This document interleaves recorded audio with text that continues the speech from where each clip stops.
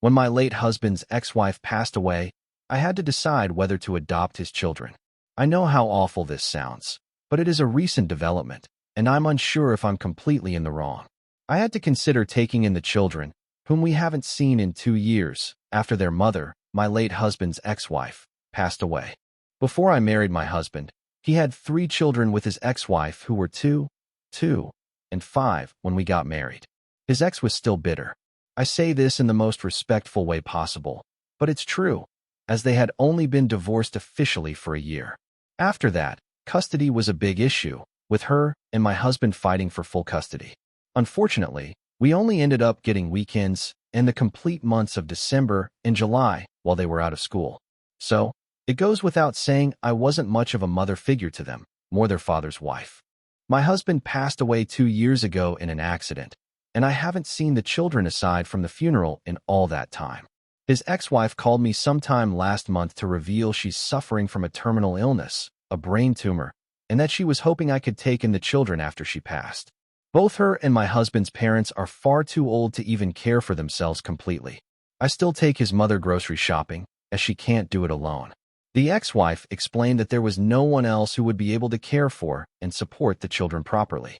She said her sister suffers from addiction, and I'm not sure if that could be something the state would consider if there was truly no one left. I told her I'd consider it, needed to think it over, and would call her. In my mind, I feel that even though it's heartbreaking she has to consider who will care for her children when she's dead so soon, I'm not sold. I don't want to jump into full custody of 3 children I haven't seen in 2 years. We were married for 5 years and together for 6. The kids are now 10, and 14. No, we never got around to having kids of our own, and I still don't have any. Their mother never remarried. I do okay financially for myself, but could reasonably support the 3 of them, provided we all make sacrifices and their mother or the state helps supplement the income, either with her life insurance or some type of aid. The biggest issue I have with myself is the commitment. These are little people whom my husband loved dearly, but at the same time, I barely know them. I've always thought I was a decent person, but my extreme hesitation makes me think otherwise. I want to thank everyone for their condolences for my husband and the life he lost. I wasn't sure if it was my right to update this, as I'm sure I made a decision most people would think me awful for, but at this point, it's more of releasing feelings off my chest. As you know, my husband's ex-wife is ill, and I still feel for her greatly, with much sympathy, and will pray for her and her children. But it's been a very long time since I was in any way a parent to them, even as a stepmother. Most of their care went to my husband. I just don't feel I could properly care for them and myself. I told her this, and I feel awful that I made her react the way she did, crying and coughing. There was so much guilt. I felt it was awful. But I think I have always known my decision, that I wasn't going to take in the children. I just didn't want to acknowledge it because it made me feel awful. I wish I could tell you where she decided they're going, but after our meeting where I told her my decision, it's been radio silence. As much as I would like to say they're going to people who are perfect, and they'll be fine, I don't know. Their mother doesn't owe me an explanation, but I do wish them and her the best. In the best-case scenario, I pray for her health. Now to the next story. Story 2. Am I wrong for asking my husband to help our child while cooking for family? Relatives called me out for treating him like a servant. I am a 30-year-old female. I was assigned to cook for my husband's family during a week-long trip with 11 adults and 4 kids. Regarding how I was assigned to cook, his aunt rented an Airbnb, which we all paid her back for. I'm apparently a really good cook, and his family loves my cooking, so it was decided that it was my night to handle the cooking. All the women were assigned a cooking night. I sat down to eat after cooking for a few hours, and our child asked for a condiment and a drink. I asked my husband, who is in his 40s, if he'd mind getting it. He had no issue and got up. His aunt had a fit about this and asked why I was treating him like a servant. She said I could get up and take care of it so my husband could relax. He had been relaxing all day. They've been cold and mean and are not speaking to me since. I'm wondering if I should have done it myself or if I should just ask my husband if we can go home.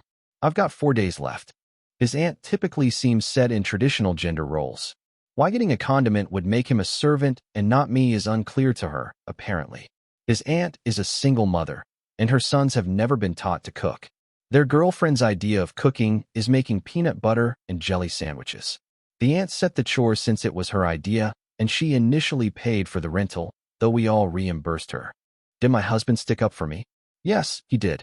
He said it was no big deal, but his aunt started yelling at him to sit down, and his mother just glared at me.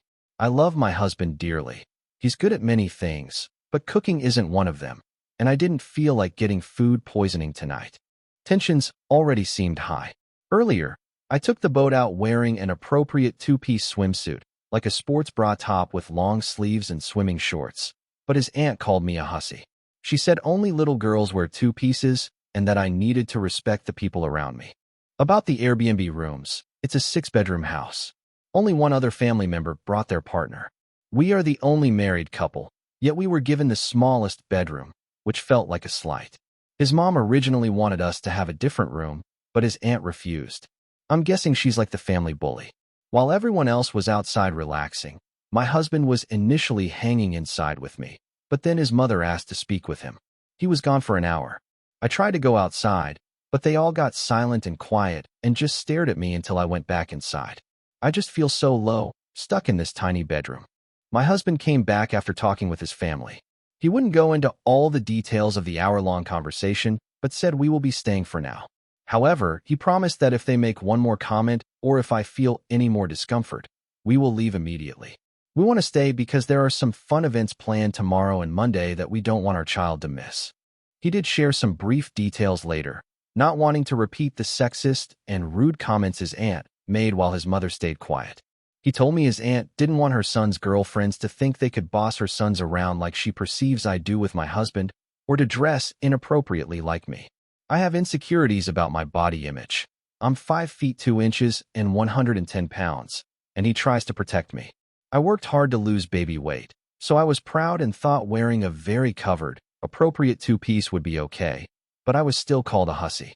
My plan now is just to avoid them and do our own thing as best we can.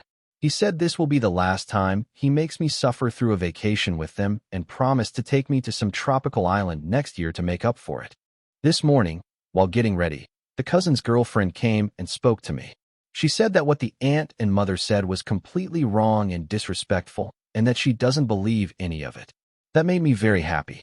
Anyway, as we were heading out to go hiking, his aunt couldn't help herself, I guess. She said, "At least I don't look like I belong on a pole like I did yesterday." Before we could say anything, my 5-year-old yelled at her, "Stop being mean to my mommy." My husband then had a few choice words for her in front of everyone. So, anyway, we are driving home now. Our son is definitely getting treats for defending me. We are taking him out to his favorite restaurant for dinner once we get back into town and to his favorite ice cream shop to have a sundae. My husband really went for the kill after his aunt's comment. While I was lacing up my hiking boots, he had our son go up to the room and get his bag. Then he bent down to help lace up my boot for me right in front of her. He told his aunt that I am his partner, not his maid or servant. He called her a jealous witch who attacks me because she wishes she looked as good as I do. He said he was lucky to have a hard-working wife and mother to his child, who also looked amazing, that we do things for each other as a team, and that she is just a miserable old witch. He finished by saying we wouldn't be seeing them again. Their phones have been blowing up his phone, but he turned it off. I won't say we are perfect or never have fights or innocent spats over silly things. But one thing is for sure after 15 years, we won't let each other be disrespected, and we always have each other's backs.